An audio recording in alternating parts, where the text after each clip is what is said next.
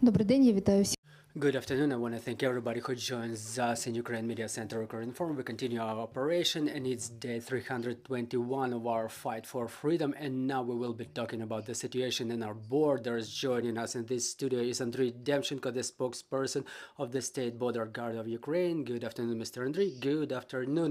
So what's going on in our borders? Let's start with the hottest topics. Is the borders with Russia and Belarus. What's the situation over there? Good afternoon, everybody. I would like to start with the area of the active warfare and the State Border Guard service personnel as the component of the defense forces takes part in this active warfare. It's day 321 of the full-scale aggression of the Russian invasion, and our units are one of the component, as I mentioned, of the defense forces, which are defend our territorial integrity and independence. Our guys conduct warfare operations in all the hottest areas, hottest directions. Now the enemy conducts active offensive in Bakhmut, Avdiivka, and Liman directions. And we, our State Border Guard service personnel, act under the joint concept of the General Staff of Ukraine. Our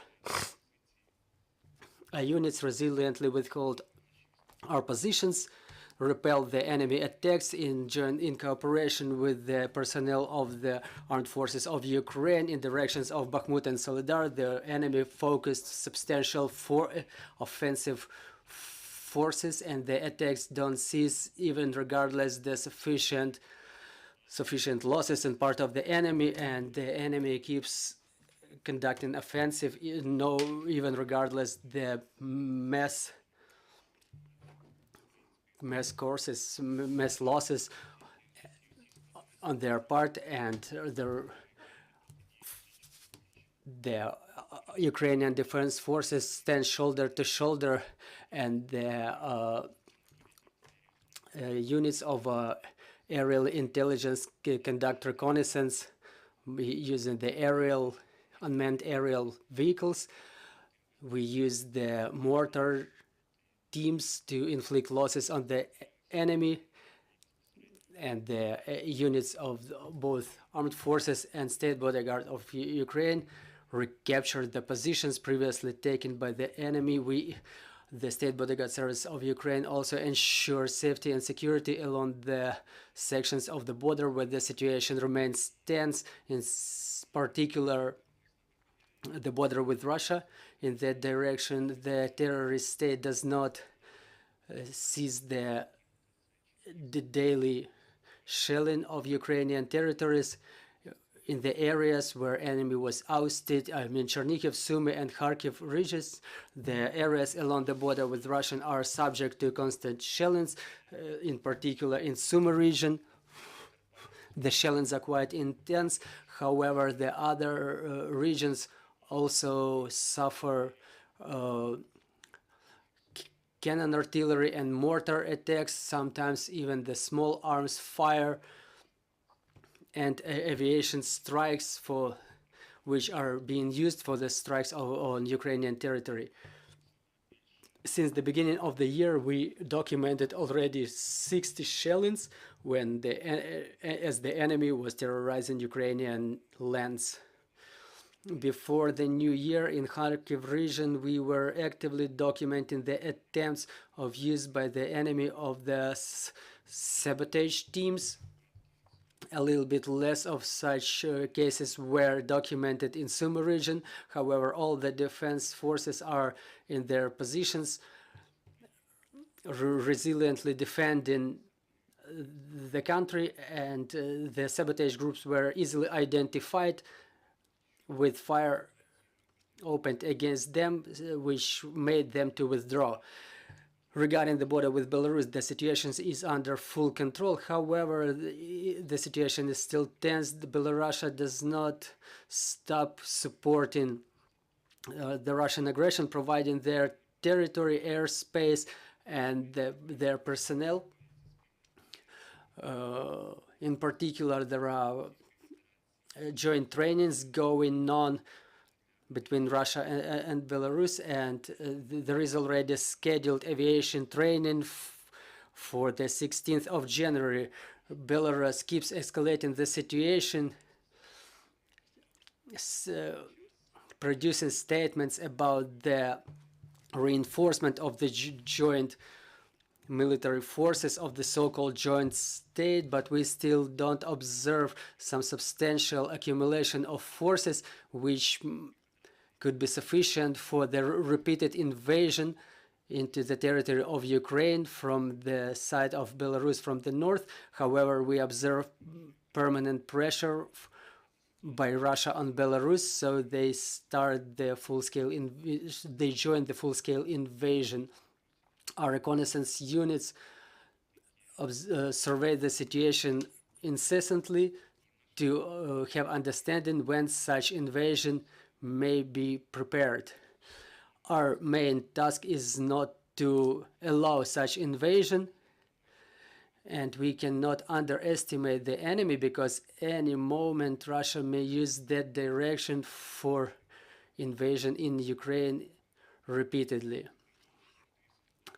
The State Border Guard Service and other defense forces reinforcing the border of Ukraine are ready for the development of any situations, and we already reinforced our defense positions along the border, and the engineering and fortification works are still in progress, and they cover all the length of the border with Belarus from Volyn to Chernihiv region. There is a system of this remote control for monitoring of the border integrity. We use the UAVs, and the units of the State Border Guard Service are continued training in full cooperation with other units of the armed forces of Ukraine. Regarding the border with Moldova and Romania, I'm reminding you that the indicators were 85,000 people both ways. Before the 25th of December, the number on some days were reaching 120 people per day. Before the new year and after the new year, save for the 31st of December and 1st of January, the figures were around 100,000 people per day. And on the 7th of January, the passenger flow fell, just like during the day of the new year. And now within the last couple of days, it already got back to those indicators. So before the holidays, I mean 85 people per day, 85,000 people per day. That there was no significant prevalence on either part for either exit or entrance. It was around 50-50% both ways. In the eve of Christmas, in the eve of the 7th of January, there were more people leaving, and now we observe more people coming back. So people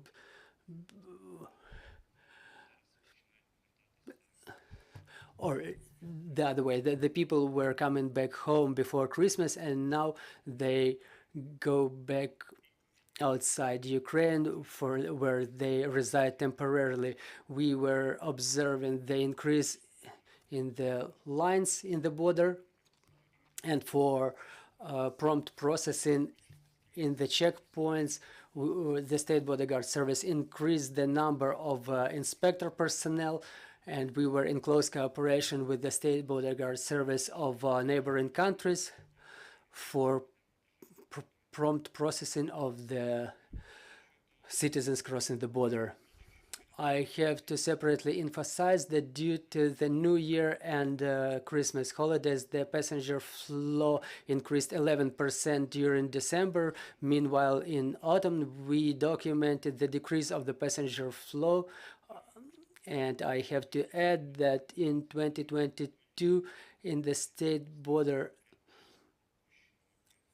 of Ukraine, we processed 33,800,000 persons in general, And due to the war and the closure of a number of checkpoints in the borders with Russia, Belarus, and Transnistria segment of border with Moldova, the passenger flow in the border with European countries increased significantly, almost twice, starting from the 24th February and until now. More than 50% of the border crossing movement falls on the border with Poland. Unfortunately, even during the holidays, we keep documenting the violations of the state border, specifically in the border with Romania and Moldova. In general,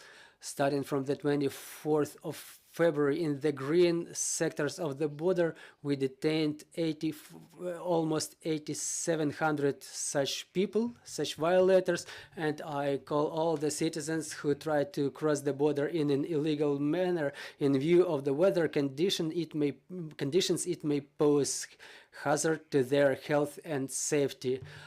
Also, almost 3,800 persons were detained on the checkpoints trying to live with counterfeit documents or otherwise illegally leave Ukraine, and most of such attempts were documented just like previous times in the borders with Hungary and Poland. To reduce the number of such attempts, the units of the State Border Guard of Ukraine, in cooperation with other law enforcement agencies,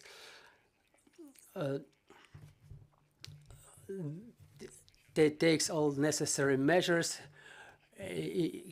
including having initiated 3,200 criminal proceedings and the activities of more than 110 illegal groups which organize such illegal movement across the border was stopped.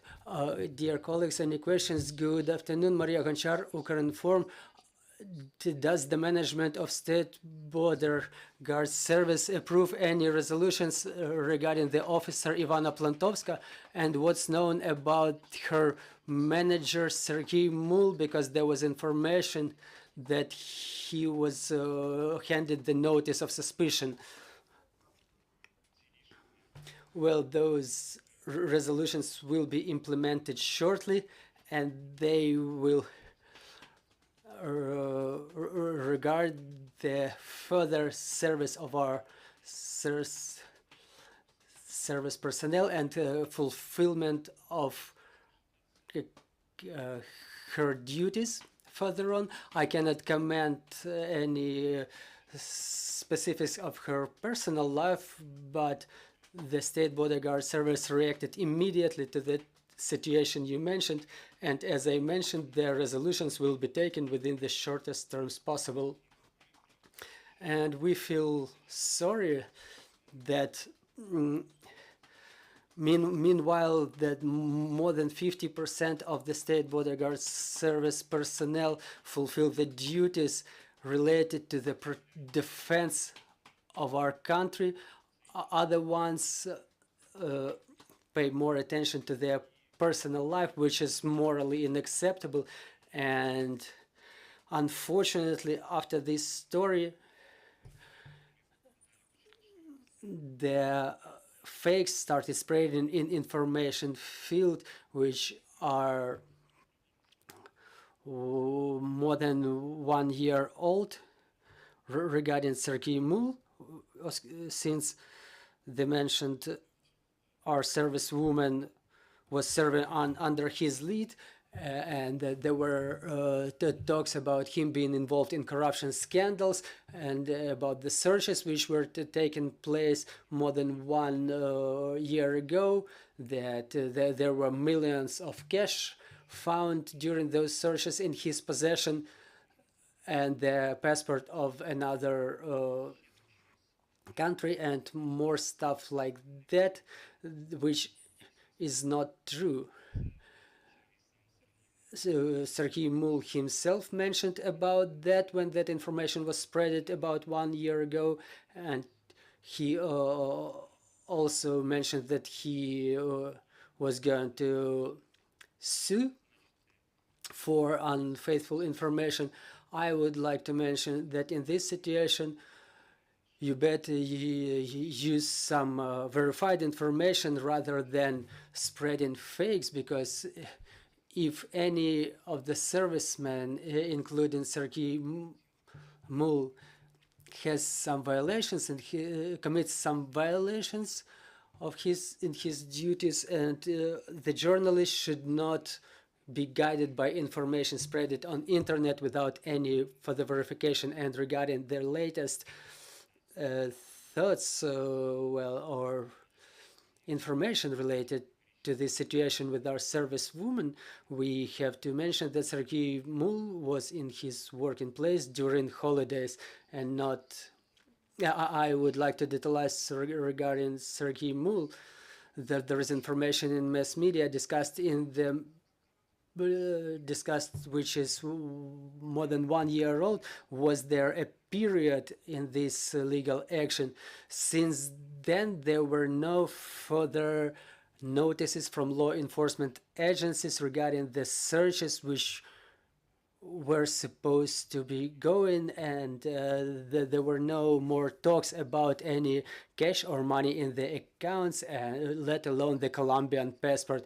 I can't help by asking about the motivation video that all of us Ukrainians have seen there from the border with Belarus, and I would like to ask if that serviceman of the State Border Guard Service was not awarded as the hero of this information war. I have to mention that all the servicemen who currently fulfill their duties in the border with Belarus, they are all motivated to defend their country no matter what.